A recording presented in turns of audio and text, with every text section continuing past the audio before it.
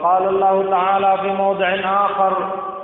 إن عدة الشهور عند الله 12 شهرا في كتاب الله يوم خلق السماوات والأرض منها 4 حرم۔ معزز حاضرین،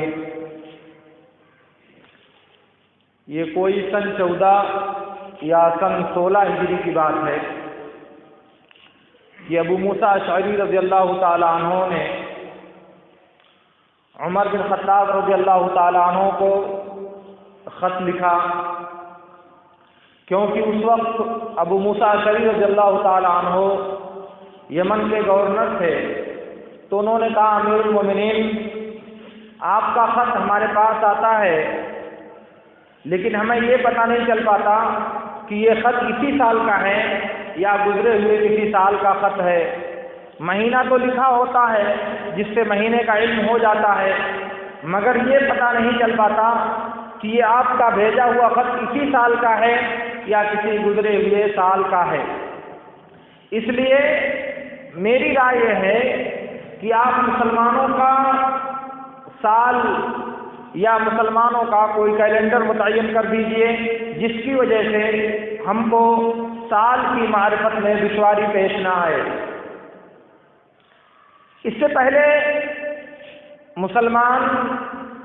کسی سال جو مشہور واقعہ ہوتا تھا اسی واقعے کو لے کر کے کسی کو کوئی چیز بتانا چاہتے تھے تو بتاتے تھے، جیسے کہ فلاں واقعہ نبوت کے سال میں پیش آیا، ہجرت کے سال میں پیش آیا، یا سن نبوت کے اتنے سال کے بعد پیش آیا، یا غزوہ بدر کے سال پیش آیا، غزوہ احد کے سال پیش آیا، یا غزوہ احد کے 2 سال بعد پیش آیا۔ اس طرح سے جو واقعات کسی سال میں نمایاں ہوئے رہتے تھے انہی واقعات کی تعیین کر کے وہ کسی بات اور کسی واقعے کا حوالہ دیا کرتے تھے۔ اور جب یہ درخواست عمر بن خطاب رضی اللہ تعالیٰ عنہ کو ملی تو عمر بن خطاب رضی اللہ تعالیٰ عنہ نے اس کی ضرورت کو محسوس کیا، اور پھر اس کے بعد اصحاب شورا اپنی جو مجلس تھی جن سے رائے اور مشورے لیا کرتے تھے ان کی ایک میٹنگ طلب کیا اور معاملے کو سامنے رکھا، جس میں مختلف لوگوں نے اپنی اپنی رائے پیش کیا۔ کسی نے یونانیوں کے کیلنڈر کے اپنانے کی بات کی، تو کسی نے فارسیوں کے کیلنڈر کو اپنانے کی بات کی، تو کسی نے رومیوں کے کیلنڈر کو اپنانے کی بات کی، تو کسی نے کہا کہ نبی صلی اللہ علیہ وسلم کی پیدائش کو ہماری سال کا یا اسلامی تقویم کا آغاز آپ کی پیدائش سے ہونا چاہیے۔ کسی نے کہا کہ جس سال آپ کو نبی بنایا گیا ہے وہاں سے اسلامی سال شروع ہونا چاہیے۔ غرضے کی مختلف طرح کے مشورے آنے کے بعد آخر میں فیصلہ یہ ہوا کہ مسلمانوں کی تاریخ اور مسلمانوں کے کیلنڈر کو ہجرت سے شروع کیا جائے، اور جو ہجرت کا سال ہے وہی مسلمانوں کی سال کا آغاز اور مسلمانوں کے کیلنڈر کی ابتدا قرار دی جائے۔ اور اس بات پر سب کا اتفاق ہو گیا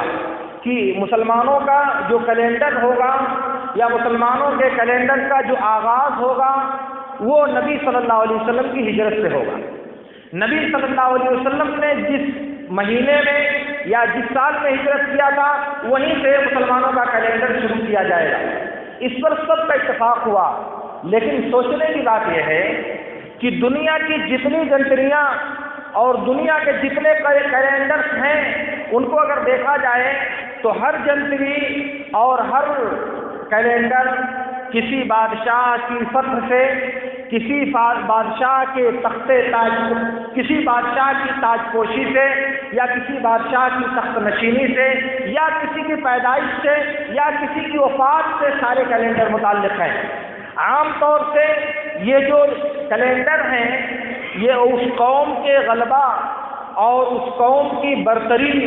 اور ان کے تمکن و اقتدار کو دکھانے کا ذریعہ ہے۔ اسے دیکھ کر یہ پتہ چلتا ہے کہ فلاں سن میں ان کے ساتھ یہ معاملہ پیش آیا تھا۔ اس کے برخلاف مسلمانوں نے ہجری سال کو اپنی تقویم کی بنیاد قرار دیا۔ ہجرت کا مطلب یہ ہے انتہائی لاچاری اور انتہائی کشم پرسی کی کیفیت، انتہائی بے بسی اور انتہائی عاجزی کا منظر نظروں کے سامنے گھومتا ہے جب نبی صلی اللہ علیہ وسلم کی ہجرت کا تذکرہ کیا جاتا ہے۔ جی ہاں، اگر آپ سوچیں کہ نبی صلی اللہ علیہ وسلم کو علیہ باللہ نہ صرف یہ کہ مکے میں رہنا دوبھر کر دیا گیا ہے، بلکہ آپ کی جان کے لالے پڑ گئے ہیں اور دشمنوں نے دار اقدس کا محاصرہ کر لیا ہے کہ نبی صلی اللہ علیہ وسلم کا سر آپ کے سر سے جدا کر دیا جائے۔ اس کے بعد پھر چھپ چھپا کر لوگوں کی نظروں سے نکلتے ہیں، راستے میں جو دشواریاں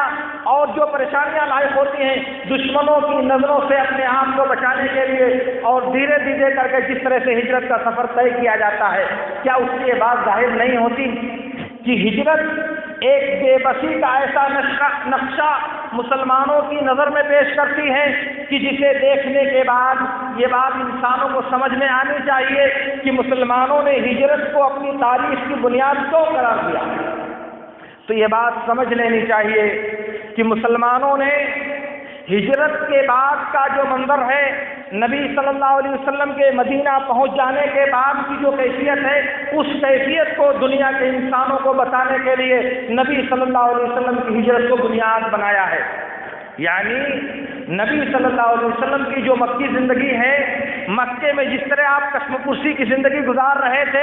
جس طرح چھپ چھپ کر اللہ کی عبادت کرنے پر مجبور تھے، وہ سلسلہ ٹوٹا مدینے میں آ کر کے، اور مدینے میں جب آپ پہنچے تو وہاں کے باشندوں سے جو غیر مسلم اقوام تھیں، آپ نے ان لوگوں کے قبائل سے صلح نامہ کیا، ان سے معاہدہ کیا اور باہمی زندگی گزارنے کے اصول و ضوابط ان کے ساتھ طے کیے۔ گویا کہ ایک برتر حاکم اور ایک برتر قائد کی حیثیت سے آپ نے اپنے شہر کے دوسری قوموں سے یہ معاہدہ اور یہ صلح کیا، جسے وثیقۃ المدینہ کے نام سے آج بھی یاد کیا جاتا ہے۔ تو گویا کہ اسلام کا دور عروج اسی صلح اور اسی معاہدے سے شروع ہو رہا ہے جو نبی صلی اللہ علیہ وسلم نے ہجرت کے بعد مدینہ پہنچتے ہی طے کیا تھا۔ لیکن اللہ کے نبی صلی اللہ علیہ وسلم مدینہ پہنچے تھے ربیع الاول میں، اور سال کا آغاز ہوتا ہے محرم سے۔ وجہ اس کی یہ ہے کہ نبی صلی اللہ علیہ وسلم نے ہجرت کا جو پروگرام طے کیا تھا، ہجرت کا جو خطہ ترتیب دیا تھا، وہ ذی الحجہ کے مہینے میں بیعت عقبہ ثانیہ کے بعد طے کیا تھا۔ مدینے کے مسلمانوں نے آپ سے جو عہد و پیمان کیا تھا، بیعت عقبہ ثانیہ میں آپ کو اپنے جان و مال سے زیادہ حفاظت دینے کا جو وعدہ کیا تھا، اسی وقت نبی صلی اللہ علیہ وسلم نے مدینہ ہجرت کرنے کا پروگرام طے کیا تھا۔ اور اس مہینے کے بعد جو پہلا چاند نکلا وہ محرم کا چاند تھا، اسی لیے محرم کا مہینہ اس ہجرت کے اعتبار سے پہلا مہینہ قرار پایا۔ گویا کہ پروگرام کو جو ترتیب دیا گیا، ہجرت کا جو منصوبہ بنایا گیا، وہ ذی الحجہ کے مہینے میں، اور ذی الحجہ چونکہ کچھ گزر چکا تھا، اس کے بعد جو پہلا چاند ہونے والا تھا وہ محرم کا چاند تھا، اسی لیے اس کو بنیاد بنا کر ہجری تقویم یا ہجری کیلنڈر کی ابتدا کی گئی۔ یہ مسلمانوں کی اپنی تقویم، یہ مسلمانوں کا اپنا کیلنڈر، اور یہ مسلمانوں کا اپنا قومی نشان، اور یہ مسلمانوں کا اپنا قومی شعار ہے۔ یہ کیلنڈر، میں نے کہا، ہر قوم کا اپنا ایک کیلنڈر ہوتا ہے جس کی روشنی میں اس قوم کی تاریخ کو جانا، پہچانا اور اس کو پرکھنے میں آسانی ہوتی ہے۔ اسی لیے مسلمانوں نے اپنے زمانے میں جو کیلنڈر رائج تھے، روم و یونان، فارس اور دوسرے ملکوں کے، ان کیلنڈروں پر مسلمانوں نے اعتماد نہیں کیا۔ ان کو لے کر کے اپنی تبعیت اور اپنی پسماندگی کی علامت طے نہیں کیا، بلکہ مسلمانوں نے اپنا ایک الگ کیلنڈر، اپنی ایک الگ ہجری تقویم ایجاد کی، جو مسلمانوں کی اپنا کیلنڈر ہے یا جو مسلمانوں کی اپنی تاریخ ہے۔ اس کا مطلب یہ ہے میرے دوستو، اگر کسی دوسری قوم کے ہاں رائج کیلنڈر اور ان کی تقویم کو اپنایا جائے تو اس کا مطلب یہ ہوگا کہ آپ ان کی نقل کرنے پر مجبور ہو۔ ان کے پاس کوئی ایسی خوبی ان کے پاس کوئی ایسی برتری اور ان کے پاس کوئی ایسی لائق تعریف چیز موجود ہے جسے اپنانے پر آپ مجبور ہو. یہ آپ کی پستی اور جس قوم کی آپ نقل کرنا چاہتے ہو اس قوم کی رفعت کی واضح دلیل ہے، اور ظاہر ہے کہ مسلمان اس تبعیت اور پستی کو گوارا نہیں کر سکتا. اس لیے دوسروں کا کیلنڈر لینا یا دوسروں کا کیلنڈر کی نقالی کرنا یا دوسروں کو کیلنڈر کو اپنے سماج میں فروغ دینا، یہ اس قوم کی ماتحتی اور اس کی ذہنی غلامی کی دلیل ہے. اسی لیے مسلمانوں نے دوسرے کیلنڈر اس زمانے میں موجود ہونے کے باوجود انہیں اختیار نہیں کیا بلکہ اپنا کیلنڈر ایجاد کیا. اسی لیے مسلمانوں کا اپنا کیلنڈر ہجری سال ہے،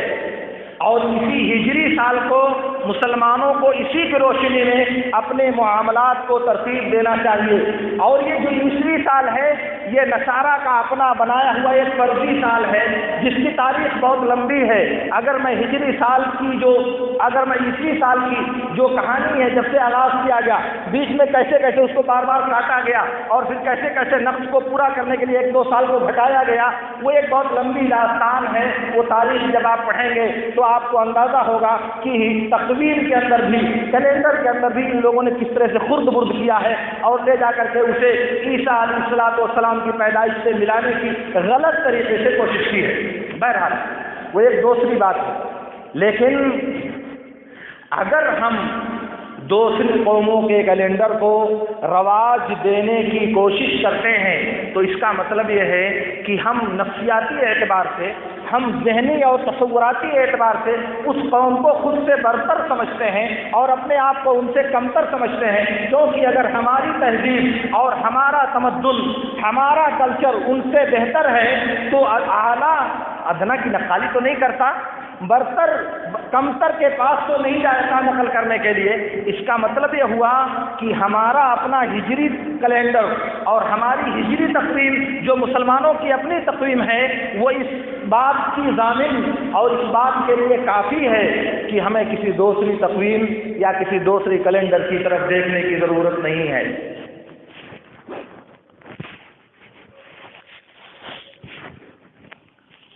یہ بات میں آپ سے جو عرض کر رہا ہوں اسلامی کیلنڈر یا اسلامی تقویم کے تعلق سے، یہ ایک اصولی بات ہے جو میں نے آپ کے سامنے رکھا. اس کے بعد جب مسلمانوں کا سال جو شروع ہوگا وہ محرم سے شروع ہوگا،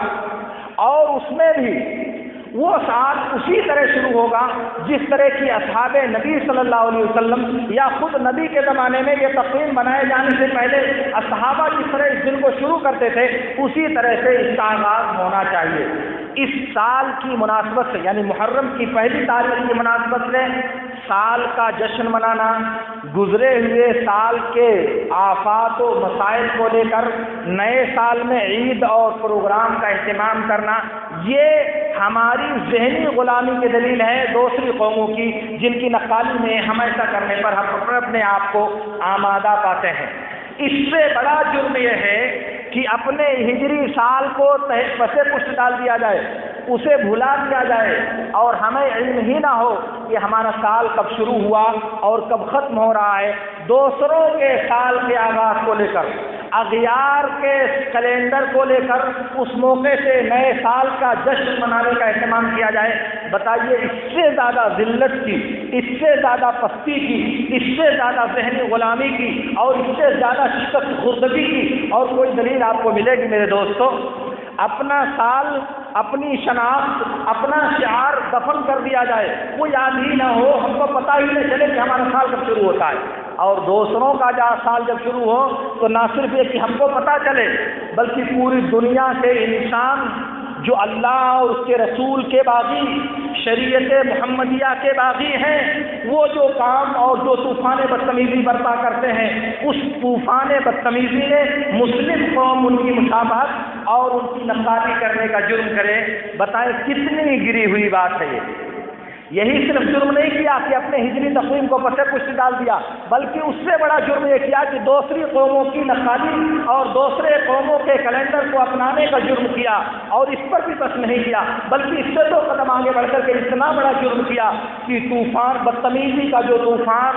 بے حیائی اور بد اخلاقی کا جو منظر دوسری قومیں اس تاریخ میں پیش کرنے کا جرم کرتی ہیں، مسلمان بھی ان کے نقش قدم پر چل کر وہی جرم اور وہی غلطی دہرانے کی اگر کوشش کریں تو بتائیے کہ ایمان کی چاشنی،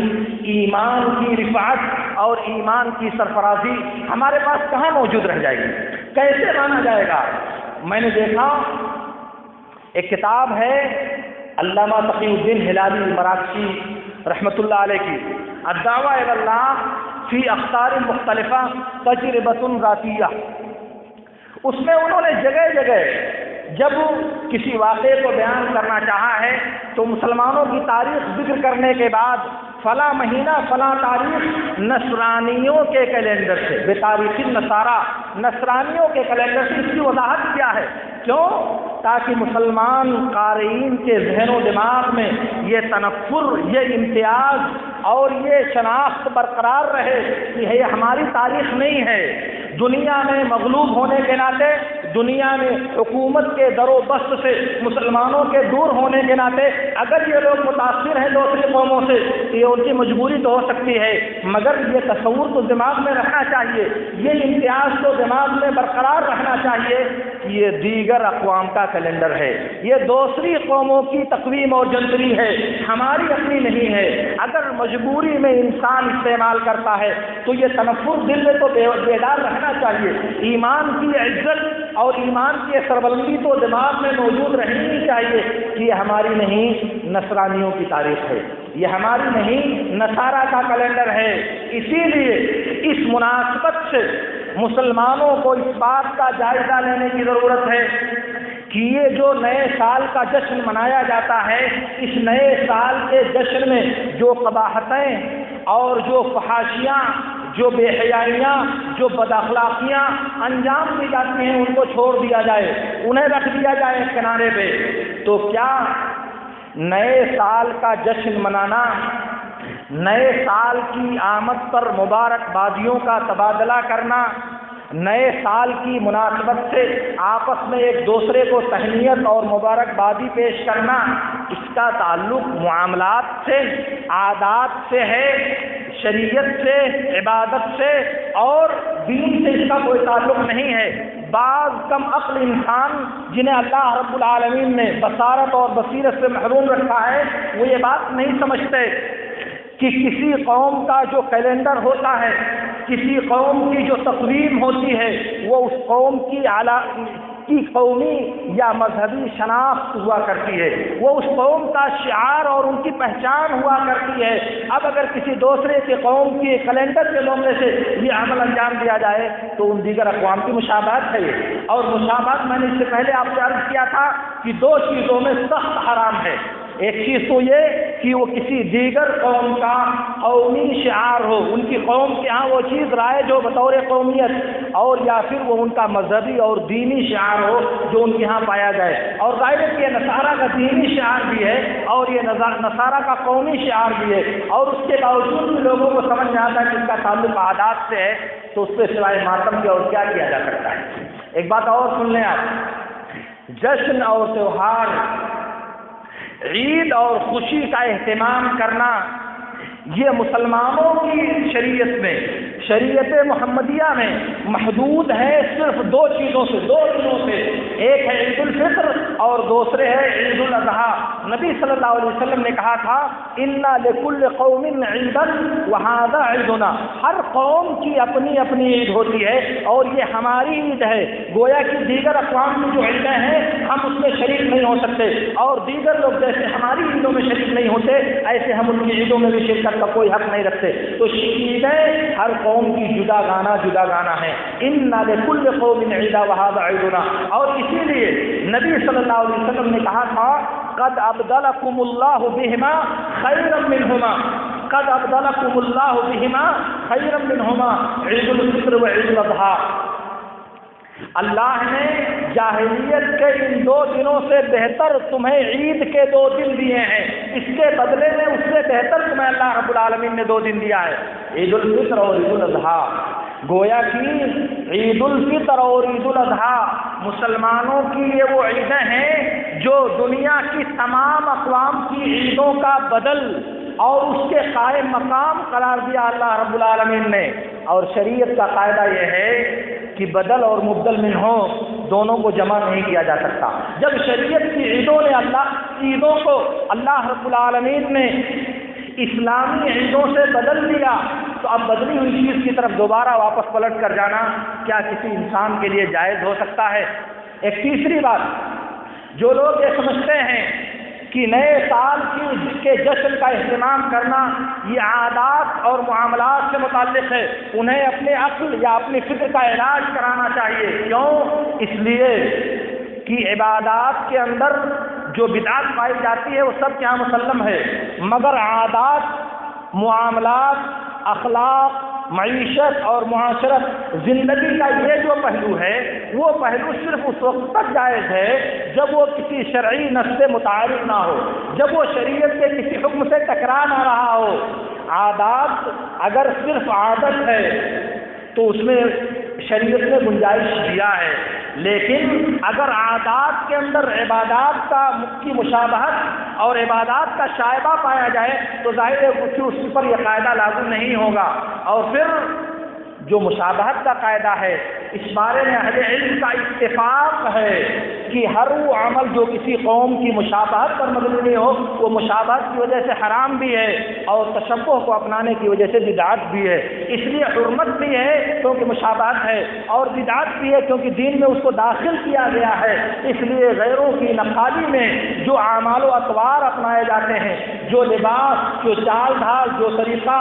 اور جو معاشرت کے انداز اپنائے جاتے ہیں وہ سب کے سب اس مشابہت کے حرمت کے ناطے ہمارے لیے حرام ہے، اور چونکہ اس کو دین میں مسلمان اپنانے کی کوشش کرتے ہیں اس لیے اگرچہ کہ آپ اس سے تعبد نہیں کرنا چاہتے، آپ اس سے اللہ کی عبادت نہیں کرنا چاہتے، لیکن اس عمل کی انجام دہی سے دیگر اقوام کی مشابہت ہو رہی ہے کہ نہیں ہو رہی ہے؟ وہ عمل دیگر اقوام کے طرز عمل کی نقالی ہے یا نہیں ہے؟ ظاہر ہے اس بات کو سنجیدگی کے ساتھ غور کرنا چاہیے اور یہ بات سمجھ لینا چاہیے کہ نبی صلی اللہ علیہ وسلم نے کہا تھا لیس منا من تشبہ بغیرنا، جو غیروں کے اعمال کی نقالی ہمارے دل میں کرے وہ ہمیں سے نہیں ہوگا۔ اور کہا تھا لتتبعن سنن من کان قبلکم شبرا بشبر ذراعا بذراع حتی لو دخلوا جحر ضب لدخلتموہ، گزشتہ اقوام کے نقش قدم کی پیروی اس قدر مضبوطی سے کرو گے تم کہ بالش بھر اور ہاتھ بھر بھی تم ان کے نقش قدم پر چلو گے۔ جو بھی چھوٹی اور بڑی چیز ان لوگوں نے کیا ہے تم بھی اسے انجام دو گے۔ اور نئے سال کا جشن یہ اسی نقالی، وہ اسی گزشتہ اقوام کے طریقے کی پیروی کا ایک جز ہے، اس لیے مسلمانوں کو اس سے متنبہ ہونا چاہیے اور اس کو اچھی طرح سے سمجھ کر اور پھر اللہ رب العالمین کے دین کی طرف پلٹنا چاہیے۔ اللہ رب العالمین سے میری دعا ہے کہ اللہ رب العالمین ہمیں ان باتوں کو سمجھنے اور ان میں سے بہترین باتوں پر عمل کرنے کی توفیق عطا فرمائے۔ وآخر دعوانا ان الحمد للہ رب العالمین۔ اقول لکم ما تسمعون واستغفر اللہ لی ولکم۔